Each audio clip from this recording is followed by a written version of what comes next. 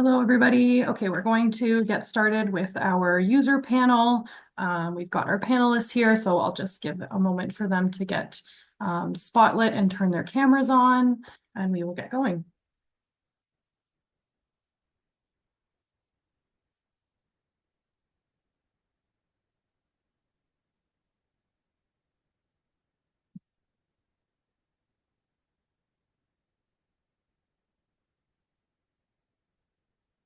All right.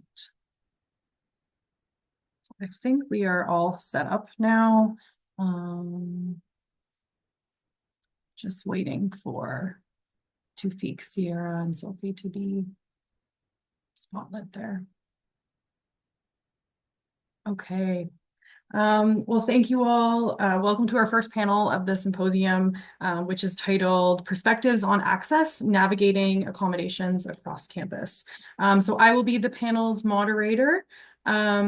And we have three lovely folks who will each introduce themselves, and they're here to share their perspectives on navigating university systems to access accommodations, support, and workplaces and education generally. So the point of this panel is that we can learn from our mistakes and from some of the challenges that our panelists have faced and think about the ways that we can collectively improve going forward. So each panelist has been given questions ahead of time today, and we will ask that you hold off on asking questions until the end and using the Q&A module as well.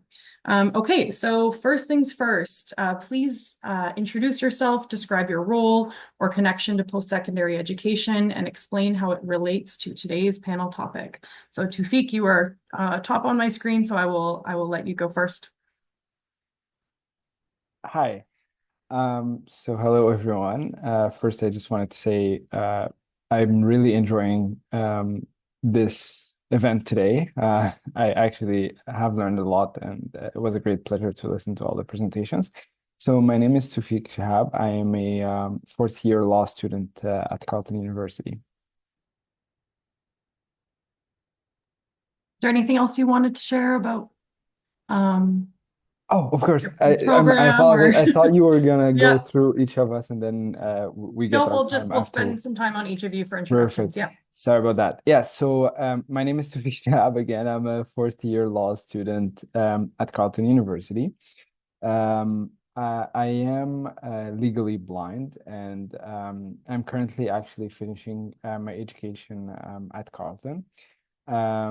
Throughout my kind of like my years at Carleton, I've had the pleasure to work with Carli and the library accessibility teams to make my course material accessible on like each semester because because of my visual impairment, unfortunately, I cannot read the material as directly provided by professors.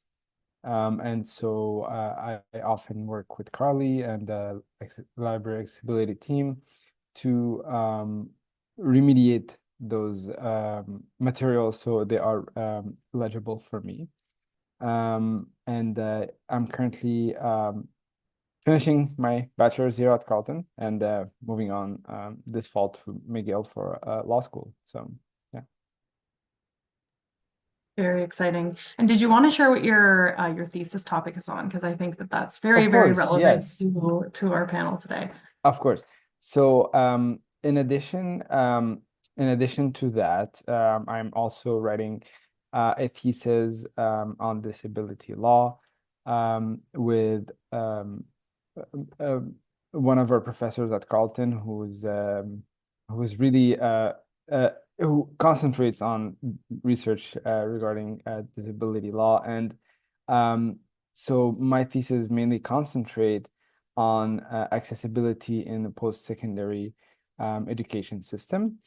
So before coming to Carleton, I did take an advanced diploma in finance at Algonquin College, which is a community college in Ottawa, Ontario. And so I have been in the post-secondary education system for a while now, and throughout my journey, I've kind of encountered multiple accessibility issues, and some of them will actually stem from the way the post-secondary organization is established. So what I mean by that is the how the organization runs and the role of the library and the like the library team that is there to make material accessible.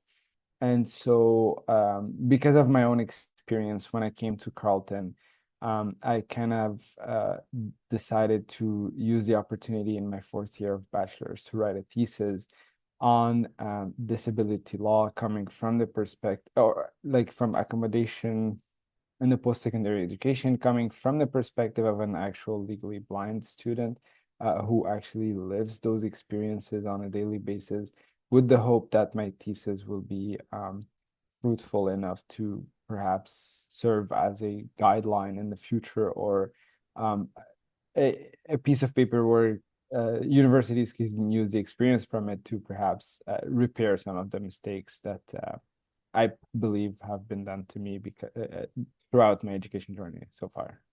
Thank you, Toufic. I'm very excited to read your thesis. Thank you. I will let Sophie introduce themselves next. Hi, everyone. My name is Sophie Spirkl. I use she, they pronouns, and I'm a faculty member at the University of Waterloo. Usually I work in math, but I started having a chronic illness in 2018, and since then have been getting worse over time. I would like to tell you what it is that I have, but it's still undiagnosed. It just means that I have limited energy. I get headaches most days, and I have something called POTS, which is postural orthostatic tachycardia syndrome, which basically means that whenever I stand up, my body thinks that something terrible is happening. And so my connection to the topic is kind of twofold, because I'm both a person who could benefit from accommodations, and I also, as part of my role, am an instructor and a supervisor, so I work with students. And so providing useful accommodations to them would be something I would love to do, and yet have at no point been trained to do.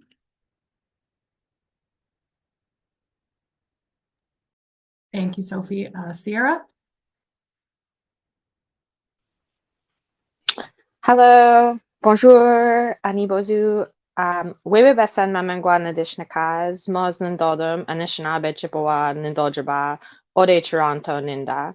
My government name is Sierra Lefave, and I just introduced myself in Anishinaabe which not only is the land that I am on, but also the historical territory of my family. I'm a mature student at Toronto Metropolitan University, or TMU, at the Ted Rogers School of Management, completing a Bachelor in Commerce, and I specialize in entrepreneurship. I'm the founder and president of the TMU Disability Student Council, or the DSC for short, and I'm also the Equity Outreach Coordinator for the disability community in the Recreation Department. I have a rare disability that I was born with, which sounds very similar to Sophie. So I also have some autoimmune symptoms where my body thinks it's under attack for absolutely no reason. I refer to this usually as my natural disability. And I also have an acquired severe workplace injury that resulted in a spinal cord injury. I am a mobility aid user for this reason. And I also have a cognitive disability, which impacts my ability to navigate the bureaucratic processes of the university. So for my personal experience today, is the only thing I'm going to be talking about. As the president of the Disability Council, I obviously hear a lot from other people. I was really excited to hear the Indiana U conversation before, because that is actually the university that I started my academic journey at. So being Canadian and hearing from IU was very exciting for me. So my relationship with the library is I'm definitely a library kid. I spend most of my time in the library, accessing library services, And most of the accommodations I have successfully navigated for myself actually came from the library. So similar to kind of what has already been echoed, I have a lot of trouble accessing the resources at the library because I also have severe migraines. LED screens do not get along with me. So I have a lot of my materials transferred over. I know we actually have our accommodations library support in our video chat today. So shout out to Sonia at the university. She does a lot of that for other students. And so we have a great system for students, but sometimes it can be hard to navigate. So I have accumulated a wealth of resources on our campus for how to access things, particularly just in every department way, shape, and form, because I think the university likes to narrowly decide what kind of accommodations we need. And sometimes we don't know what accommodations we need until we get there. So I spend a lot of time in the library asking library folks questions until I get the right answer. Thank you. Okay, so thank you all for introducing yourselves. For the questions, we'll kind of move backwards. So Sierra, I'll have you start next with question number 2, which I will also post in the chat in case that's helpful for people to read it visually. So what challenges have you encountered in securing academic or workplace accommodations at your institution or institutions? And what changes should universities prioritize to make education more accessible? You want me to start? Yes. Okay, just checking. So for me, I have actually experienced a insane amount of challenges in my post-secondary education. Much like Sophie, when I started back at university, I actually had no idea what was wrong with me. So that also brought its own host of limitations. My spinal cord injury was obviously much more clear. That's a clear indicator. However, there was no clear indicator of why I was sick or what was going on, which made it very difficult to express to my professors how to help me. And, the communication is quite difficult when it's not as simple as I have this, I need this. I often had to navigate individual relationships with my professors to make sure that they understood this was not a failure of them, but a failure of the system. Often because I found many of my professors' mental health was suffering at the fact that they knew they could not effectively accommodate me outside of physical accommodations. And so for me, I arrived at the university and my accommodations did not suit me. The idolization and that I had of the university space was quickly shattered because of this. My mental health suffered, my physical health then suffered. So it became kind of a vicious cycle of how do I get what I need? And this long and arduous process actually ended up that my entire first year was kind of disastrous. So for me, one of the ways that the university ended up supporting me was individual staff members. I found individuals highly tuned to finding resources, whether that was something the university offered or something out in the distance. They were going to figure it out with me. They were not going to leave me alone with that. So from that actually is why our Disability Student Council formed. So it became a thing in effort to attempt to kind of bridge these problems we have. A big thing for us was interconnections between departments and individuals who did have understanding of accommodations. The one problem we really have on our campus is a bit of a disconnect between our actual academic accommodations department and the many other accommodations available on campus.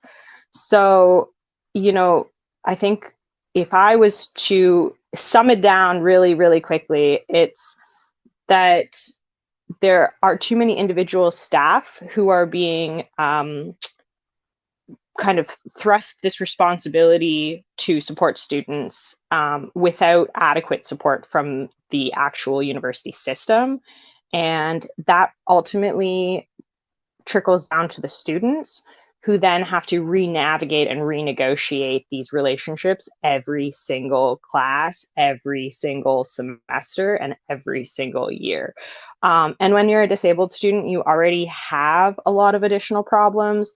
You know, some of us have lack of financial resources. Some of us just have limited energy. You know, there's only so much energy in a day, and if you already have to navigate physical pain or other difficulties, many of us have support staff. It's not a particularly functional system when we have to do this additional work to constantly access something that is there. It is available. It's just the relationships and network is not there to easily provide these resources. Thank you. Yes, the irony of the barriers in front of accommodations is always something that you know, I shake my head at. Okay, Sophie. For me, I guess I will talk about both perspectives. In my experience as an instructor, what Sierra said makes perfect sense. I, often get requests to accommodate students, but the system I know is not very convenient for the students or not very accessible for the students. And then on the other hand, it also is difficult for me because usually what I see is, here are some suggestions for what to do. And the people making the suggestions don't necessarily know how my class works. But on the other hand, I don't actually know the students' access needs. And so overall, it feels not as efficient as it could be. And it does not surprise me that students often struggle with this.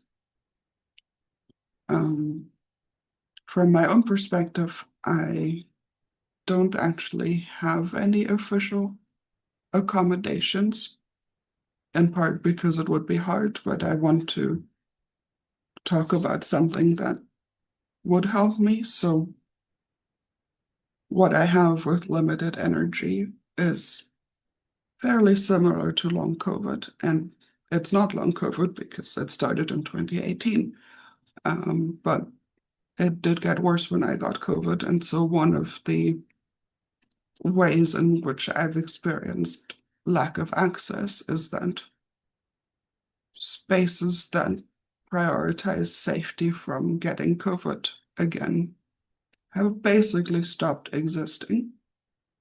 And it feels like all the burden of trying to protect myself from this thing that I know from experience will make me a lot worse kind of ends up on me. And that's a bit disappointing and seems like is also shown in the fact that, during lockdowns, we all learned how to make online options, how to make hybrid options. And now, at least in my academic environment, these options are just going away again, which is really unfortunate. I think, Sophie, too, part of your perspective is coming from this, like the STEM subject area. Like that is a subject area that anybody who works in accessibility knows that is a chronically like inaccessible subject area because of, you know, lack of technology to make that subject matter accessible. And, you know, I don't necessarily know if we have a lot of students even going into STEM subject areas with disabilities, particularly visual disabilities. So I don't know if you have anything else to add just in terms of like the subject area in and of itself. I mean, I guess relating to the COVID things, it's a bit frustrating how people who do math for a living are not really swayed by being presented the statistics.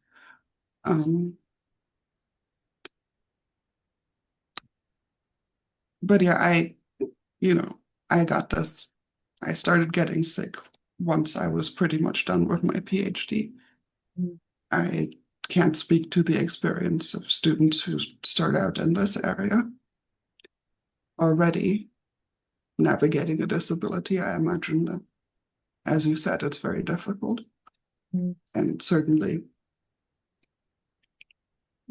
math, for example, uses its whole own typesetting system. So I imagine the process of how do we make this accessible to visually impaired people is, I would not know where to start. And somehow I can imagine that accessibility people also wouldn't know where to start because this is a very specific math knowledge. If we use this typesetting system, I don't think anybody else does. Yeah, no, that is a great point and definitely reflective of our experiences trying to make content accessible, math content accessible. We don't speak that language necessarily. If we're not subject experts, then it's hard for us to really, you know, figure out how to communicate that in the way that it's meant to. Okay, I will turn it over to Toufic to answer what challenges have you encountered in securing academic or workplace accommodations at your institutions?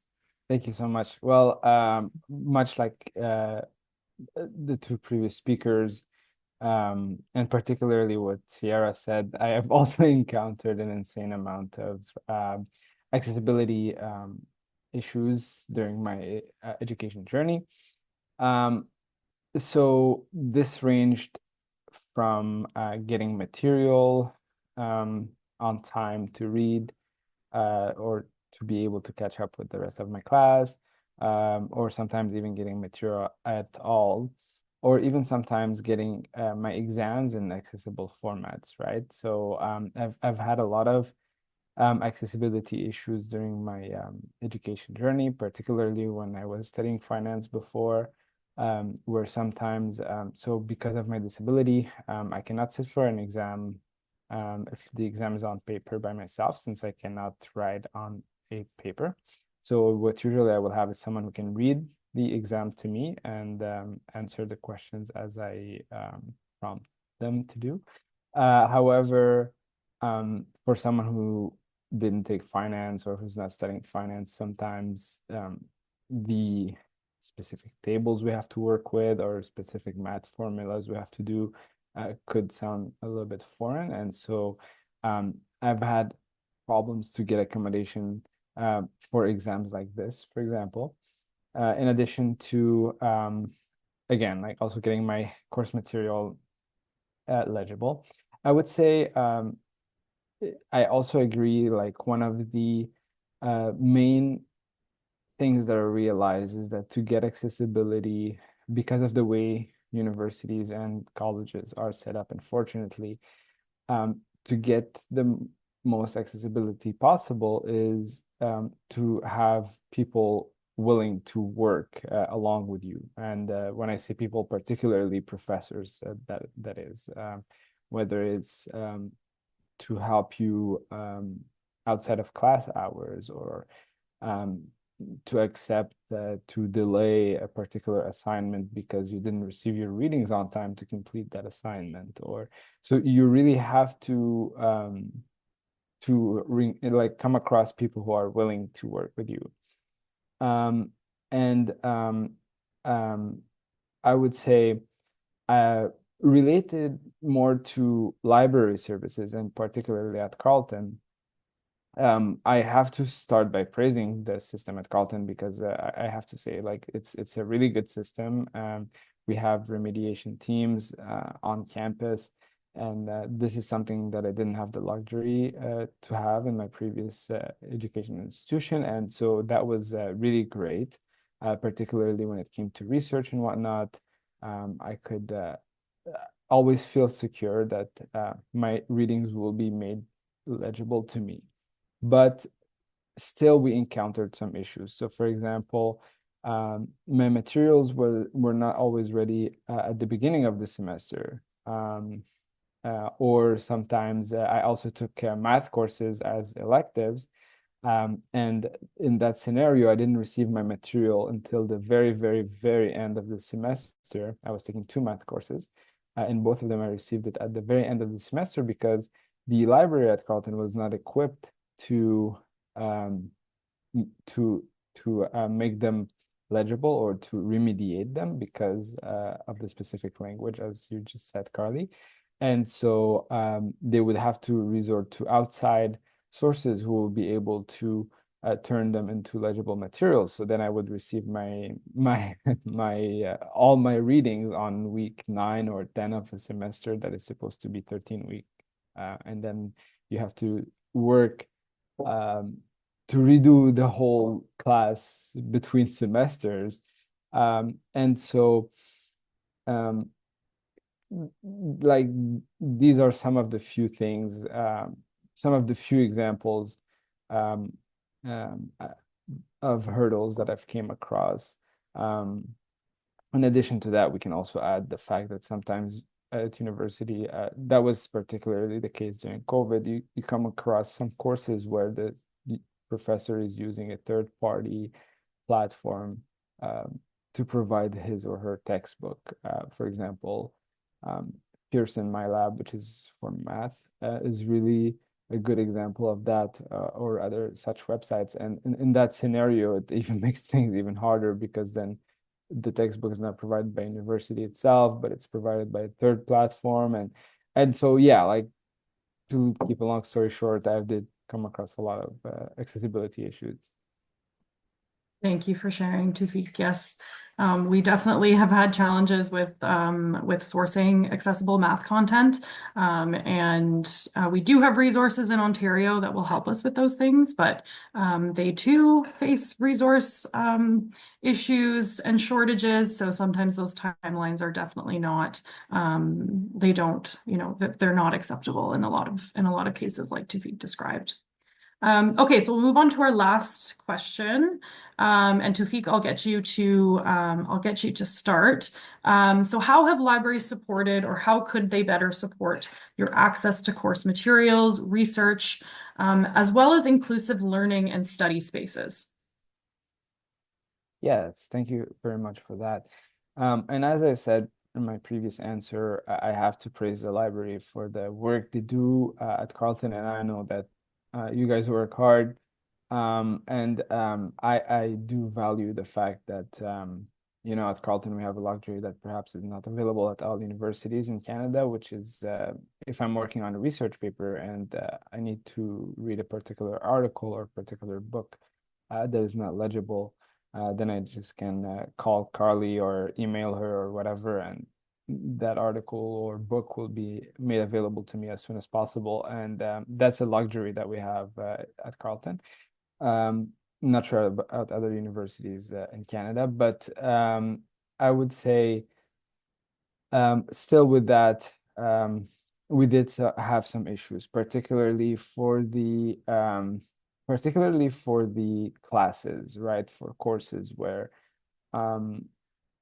I don't have access to a syllabus for readings before a particular course. And the library team at Carleton also might, well, they will try to do their best to get that. They might encounter some hurdles sometimes, which will delay the whole process. I think at this stage, the university could establish, or universities in general, could establish a more robust method or a more automatic method where the library services could get access to that outline way earlier than the student could, or way earlier than the semester starts. I don't know. I like to help them ensure that the material is legible, because a student falling behind 2 or 3 weeks is not fair, to be honest. And particularly, for example, in summer semesters at Carleton, where they run 6 weeks semester, so they teach the material that is supposed to be taught in 15 weeks, they teach it in 6, so less than half. And I remember last summer, I received my material 2 or 3 weeks from that 6 weeks late, and so that gives you a really short of time to work with. And so that's one thing. The other thing I'm realizing is also, unfortunately, because of the way our systems, like in the entire, I don't want to be too dramatic, but in the entire country is set up, is a little bit hard. So, for example, in my thesis, I'm trying to explain that, blind individuals, while I do respect and acknowledge all other disability, but blind individuals are extremely rare in the higher education system. I think there was a study the other day in Quebec saying that it's less than 1%. It's or 1%. It's extremely, there are extremely low number of blind individuals in higher education system. And so for that, I do believe that to improve the way the library works, or the university in general works, which affects the activity of the library, we need some sort of guideline, we need some sort of experience to work with, and to try to improve on over the years. But unfortunately, because there's not much collaboration between provinces, and this education system is established so differently in each province in Canada, we are encountering a problem where things are done a little bit like ad hoc, and I'm finding like there's a lot of hurdles. I find sometimes in the university that there are 2 departments that could be combined into one under the library's umbrella, for example, to work and to try to make to like avoid confusions both for the students, for the staff, for the library itself. So while I do like really value the experience or that I've had at Carleton, I still think that there are things that could be improved, that could be made better. Hope I answered the question. Thank you, Toufic. Yeah, you definitely hit on a lot of the larger systemic issues. So I'm just conscious of time, so I'll move on to Sophie's answer. I have a bunch of thoughts that are all sort of tangential to what I think people in libraries actually do. But on the other hand, library people seem to be good at helping with all sorts of things. So I will ask for a bunch of stuff. For example, currently the main interactions I have with the library are all about copyright, because academic publishing and open access mandates kind of create a lot of really fun copyright problems that should be addressed by somebody who knows about copyright and not by somebody who knows about math. And so usually that has been one of the places where librarians have been absolutely essential to what I do. So some things that I would find helpful. We've talked a lot about course materials. I think from my side, it would be helpful to actually tell me what things I could do to make course materials more accessible. I don't expect that I will be able to make them meet every access need by myself. But on the other hand, our typesetting software is flexible. So if I knew some ways that would make them more beneficial to large numbers of students, like students who are dyslexic, that is something that I could probably actually make happen by myself. But without knowing what changes would actually be useful, that's a bit of a hard thing for me to figure out without any help. So that would be one thing that would be helpful, just source resources for what can I do then is within my capability and has the potential to benefit lots of students. Next on my list, I'm going to go back to hybrid and online meetings, because hybrid meetings are often really exhausting because people don't know how to set them up in a really smooth and seamless way. Wouldn't it be nice if, I don't know, maybe there was a hybrid meeting space at a library you could rent, or even equipment? Because as much as putting an iPad in a corner works for some meetings, long term, it would be nice to actually have systems that work really well, and most people don't have the time or experience to learn how these systems work, to set them up, to, actually outfit a room in a way that works. So that would be a nice thing. I've seen, I've been to a PhD defense, which was hybrid and so well set up that I didn't even notice that it was hybrid. I was online and I just didn't even notice. So please, library people, make this happen for more hybrid meetings. And then my last request is something that, Carli, you mentioned that you're already doing some of. You can make spaces more COVID safe.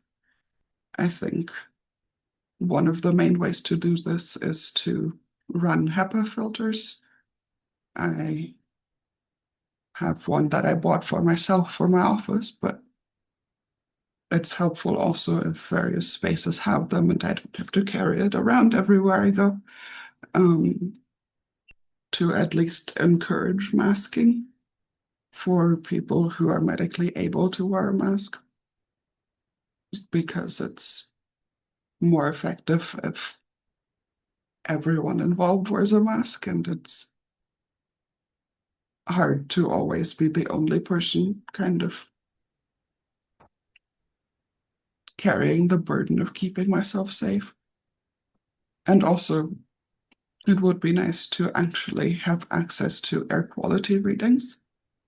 You can measure CO2 in a room, carbon dioxide. I have a little device that I can carry around, and it's a good way to measure how much of the air you're breathing is air that other people just breathed out, which is useful both for COVID prevention and also because many indoor spaces are not well ventilated, and if certain spaces always give you a headache, there's a good chance that it's because there are too many people and the air quality is terrible.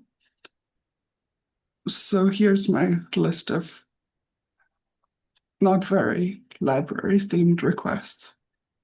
But they are definitely things that we can help with. And on the note of air purifiers, they also help people with scent sensitivities.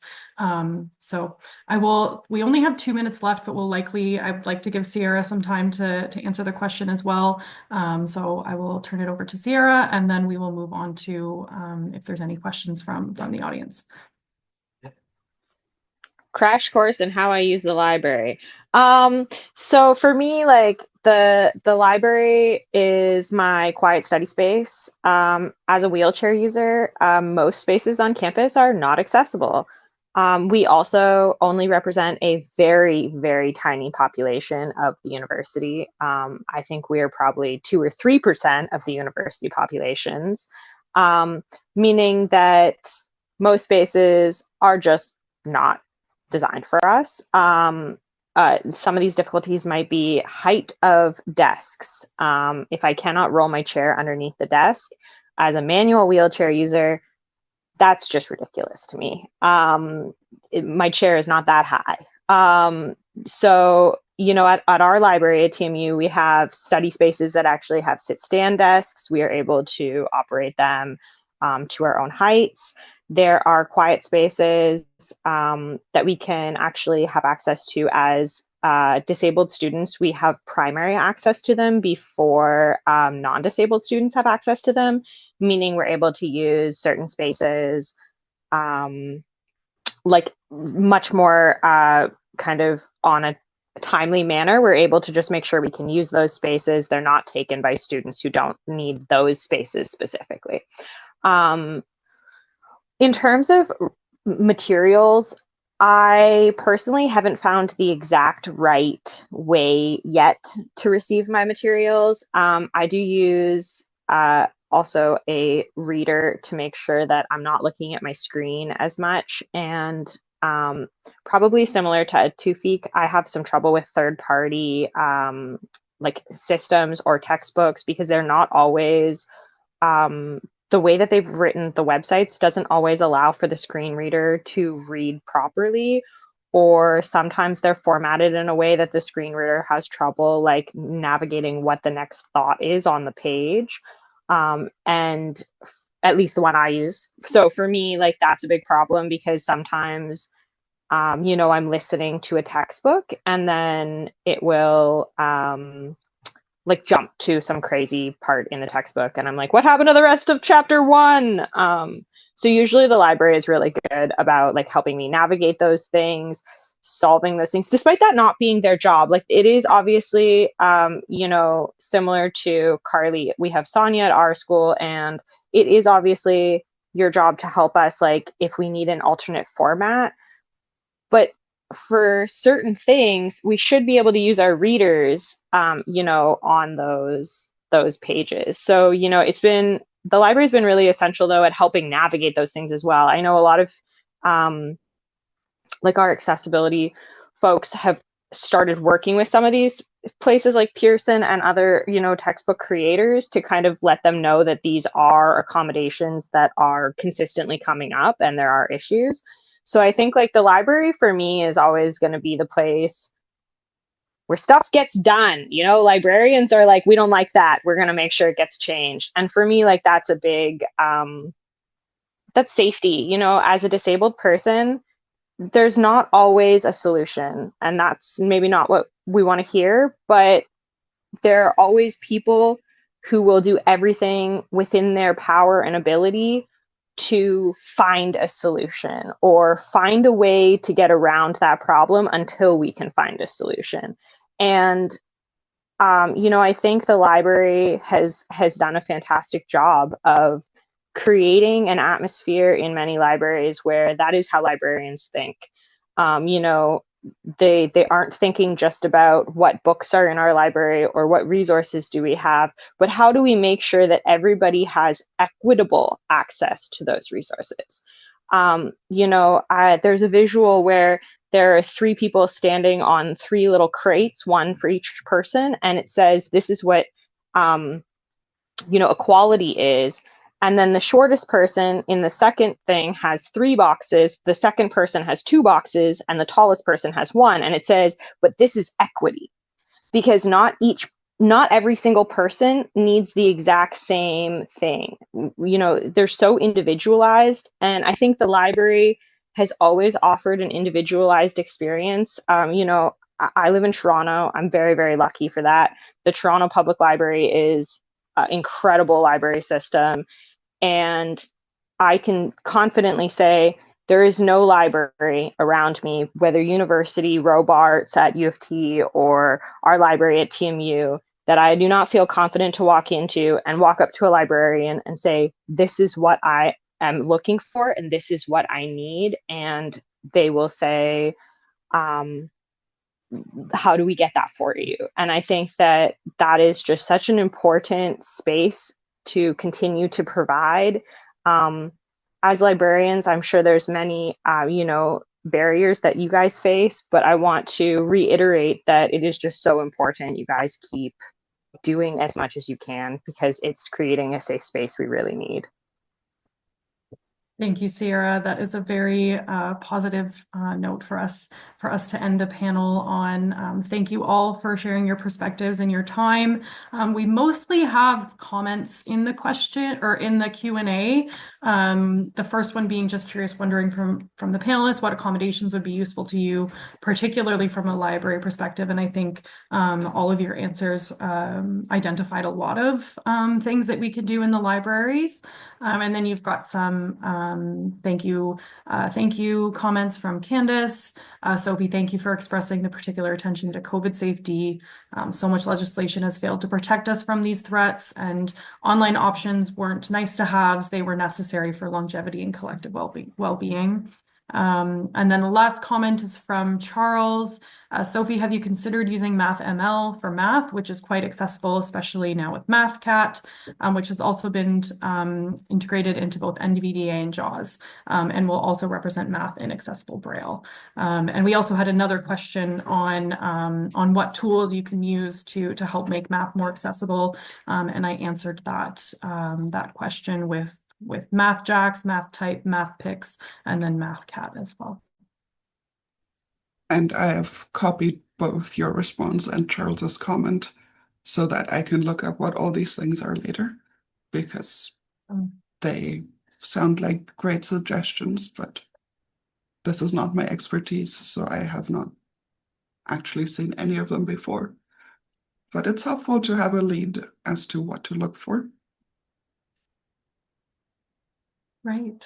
Well, thank you, everybody. I'm sorry that we went over time, and we will resume tomorrow morning at 9:30 a.m. and we hope to see everybody there tomorrow. Thank you again, panelists. Have a lovely rest of your day.